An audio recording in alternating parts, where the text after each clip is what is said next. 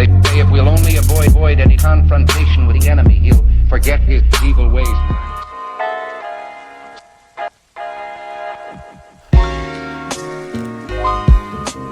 Hi, and welcome to the Catch Digest, where you get your news, compilation, techniques, and updates. I'm not sure if I said that twice on Catch as Can Wrestling. Now, I first want to give out a big shout out to the channel BJJ Scout, Instagram also at BJJ Scout. They are a tremendous inspiration to this channel, and props to them. Thank you very much. I didn't even think of a new fucking name really to call this other than Digest, but Catch. So, yeah. I also like to thank our sponsors, Trojan. No, I'm just kidding. Don't sue me, please. That's not true. We'll get to the other side of that shirt later. So, I understand BJJ Scout is anonymous, and I understand his want for anonymity. Flame wars on the internet, outrage mobs, and the idea that, maybe a non-biased viewer for the speaker, like non-biased for the speaker, may help them. But this is my channel, Golden Ruffian. Fuck it.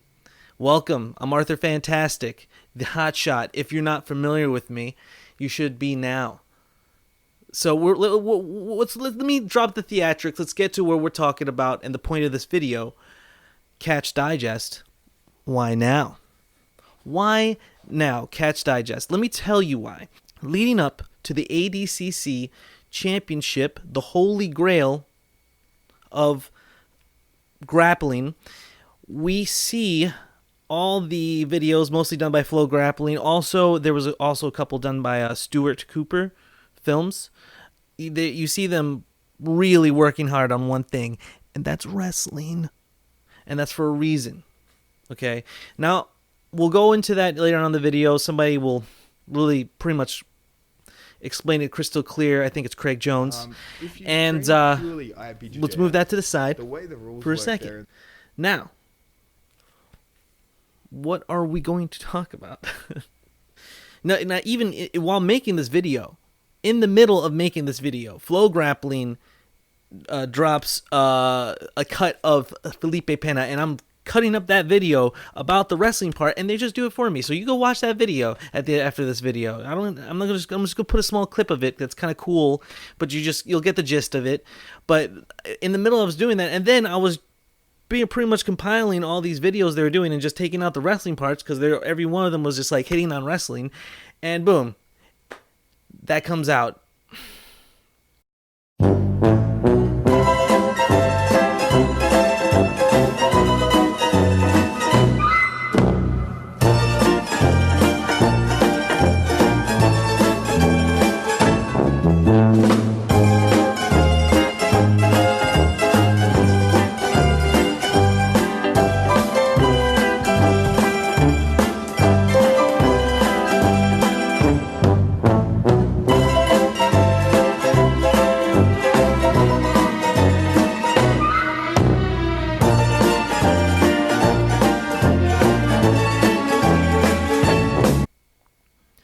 So, they see, I thought I was the only one seeing it. They see it. It seems like everybody sees it, saws it, sees it.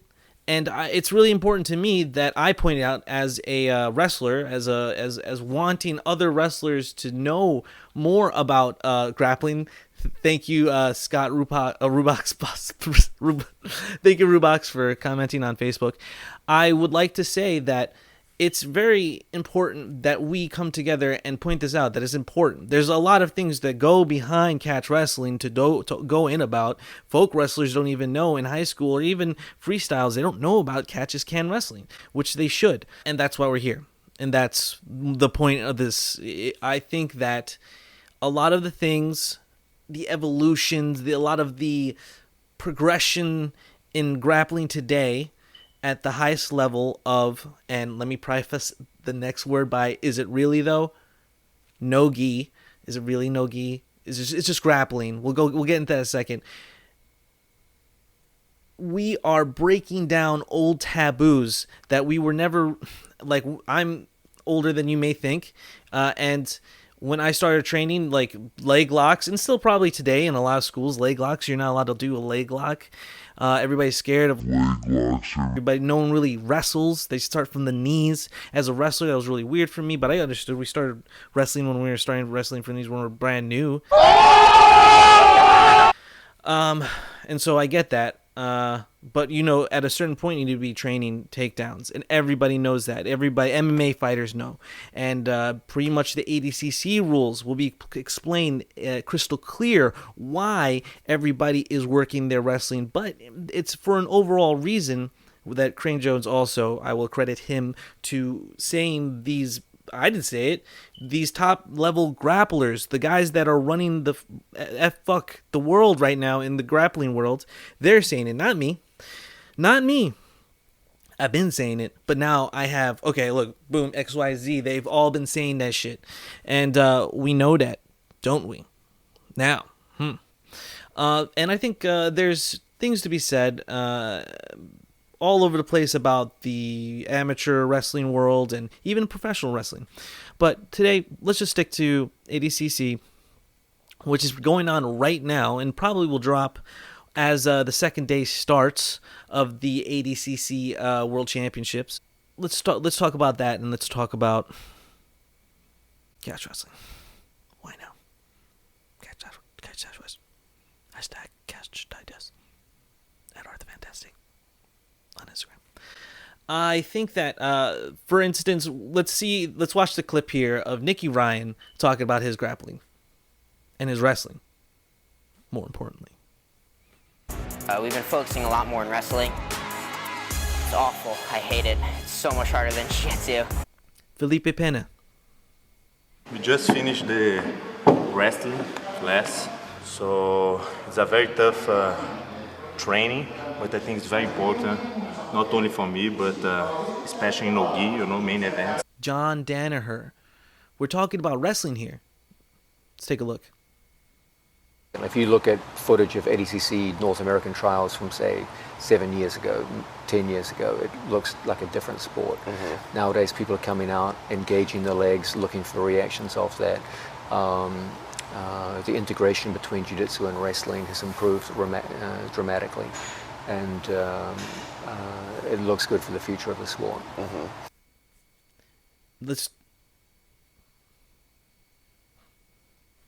I always liked no-gi. Learning wrestling here really helped me to go to the next level in my no-gi grappling. Craig Jones. You know what I think, and I think even Danaher said this, I think the next big wave in jiu-jitsu will be driven from jiu-jitsu athletes with legitimate wrestling skills. Because what's going to happen is there's going to come an ADCC where a guy with legit wrestling skills is going to come along and destroy the competition. Not destroy him, but submit him, but just expose a huge hole we will have in jiu-jitsu. And ADCC, the rule set allows wrestling to be exploited, but no one's quite done it yet. You know what I mean? And I think someone's gonna come along, kill everyone with wrestling. And the wrestling jiu-jitsu game's still being figured out, because there's that, what wrestling moves can we use safely that we won't get submitted doing? And I think that'll be the next big jump in jiu-jitsu. Craig Jones. If you train purely IBJJF, the way the rules work there and the way everything's structured, it guides towards a certain style of grappling. And that style of grappling, I think, is not good for MMA. That's a style of grappling where guys are going to just lay on their back and stay there for a long period of time, right? If you train for ADCC, I think in the context of those rules, they drive similar things to MMA. You don't want to end up on bottom. If you get on top, you got to hold the guy down. Whereas in IBJJF, if you get on top, the guy's going to just comfortably stay on the ground. ADCC guys are going to be more likely to try and stand back up. So in those set of rules, I think your grappling style transitions better to MMA. Because I think ADCC grappling's more like a fight than, say, what you think of when you think of the IBJJF style. And ADCC forces a lot of wrestling exchanges. So all of that stuff would be better for MMA. Craig Jones. Yeah, I think heel hooks were the meta game. I think a lot of people have already pointed out that they think wrestling is probably going to become the next meta, but I would probably be more specific. I think the next meta will be people playing wrestling style off of their butts, so that when they say they pull guard or something, they're not going to lay flat on their back and look for De La Hiva, reverse De La Hiva, maybe half guard or Z guard. They're probably going to be playing sit-up guard and really aggressively chasing arm drags and using their opponent's forward momentum to elevate. Is Craig Jones talking about this? Okay guys, I'm here today with Hudson Taylor. Hudson, in my opinion, is the best wrestler that I ever trained in my life. And he's transitioning wrestling to Jiu-Jitsu very, very well. Guys, this guy, he's 3 times All-American in Division 1. And he holds the top 5 best pin record in the entire history of college Division 1. And then I convinced him to start doing Jiu-Jitsu. He started training at Marcellus. Then 2 months later, he had never done Jiu-Jitsu before. He did the Pan Am's no-gi as a blue belt, and he won the double gold in the adult division. Then 6 months later, he did the World's Adult as a blue belt with gi, and he won his division. And then another 6 months later, he won the World's no-gi as a purple belt in the adult division. So very, very impressive. As Bernardo said, I mean, I feel really comfortable coming up, wrestling up into my opponent, and so I started trying to play the butterfly guard and in here, but for whatever reason, I never felt as able to be attacking my opponent, and so where I landed was sort of this position here. So, and the reason why I really like this is 1, I can drive off of my back foot really easily, and 2, this leg can come like a windshield wiper, right? No, and I can see already it's very hard to approach, I don't know from where I would start here to try to pass, and I know that you're going to go for the double leg, so where should I start, Drive off of my back leg, I'm going to windshield wipe, come to this knee, and just try to drive into you. Or maybe that foot comes up, even better, right? Then I'm going ankle pick. The only thing that will ever happen to me here is if I'm not getting that right pressure, maybe you'll start to retract and move away, in which case I'm just coming up to my knees, and now I'm trying to really snap you down so that I get to a front headlock. Oh, whoa, I noticed there's a lot of flow grappling videos here that I'm using. You're welcome. Flow grappling, you're welcome. In no-gi, it seems like it's kind of imploding. That's why I say imploding. The game was out here. It's becoming more dense and smaller around leg locks and takedowns. And leg locks and wrestling. We have a comment here, basically. So it's catch wrestling? It's become... See, there's a lot to talk about when it comes to grappling and wrestling, and specifically catch wrestling.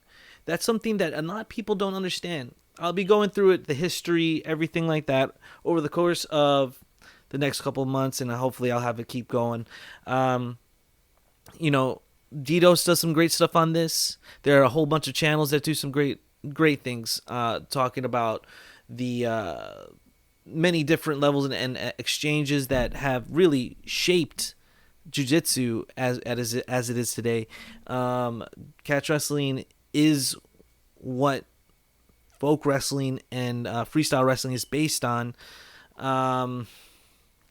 There's so much to go into, and there's a lot of catch wrestlers today. For instance, Harry Kimura. Harry Kimura.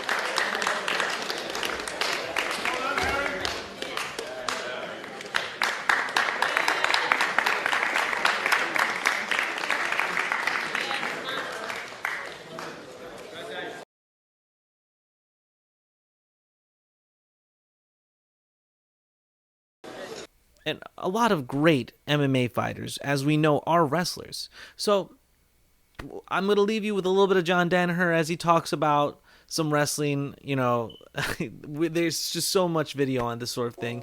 Arthur Fantastic, at Arthur Fantastic on Instagram, Twitter, whatever you like.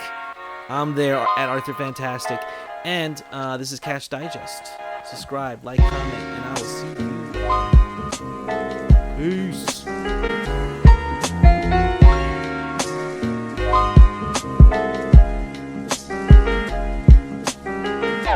See you later. Oh, and one of the things that I noticed here on the back of the shirt, on the World Champion, check this out. The 2018 World Championship weekend, Catch Wrestling. Look at the sponsors: Couture, Scientific Wrestling, CSW, Eric Paulson, Legit Snake Pit, Legit Pro Wrestling. Whoa, they're all involved. I know you're a big fan of wrestling as well, and I've been meaning to ask you just about some wrestling, just because I think, you know, right now feels like a renaissance for wrestling in the United States as well. Would that be a fair statement? Yeah, no, the American team it's insane right now. It's crazy. What do you think? I don't know. Do you have any insight or any idea of maybe what caused that? Because you had, I believe, 2017 they were the team champions, and then just last year Kyle Dake and David Taylor finally realized their full potential. Of course, Jordan Burroughs is still on the team. Of course, Kyle Snyder is still racking up gold medals.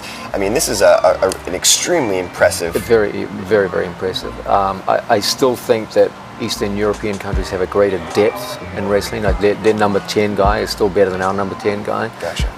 And that's an important consideration because depth is very, very important when you're building infrastructure. But America hasn't had success like this in a long time. And in fact, this may be even unprecedented in terms of the international success that America's getting. I don't believe I'm the right person to ask as to why this is happening, because I think you'd have to go to the Olympic training centers in Colorado and ask there. They'd have a much better idea. But it's undeniable that this is going on, and it's a thrilling time to be watching American wrestling right now.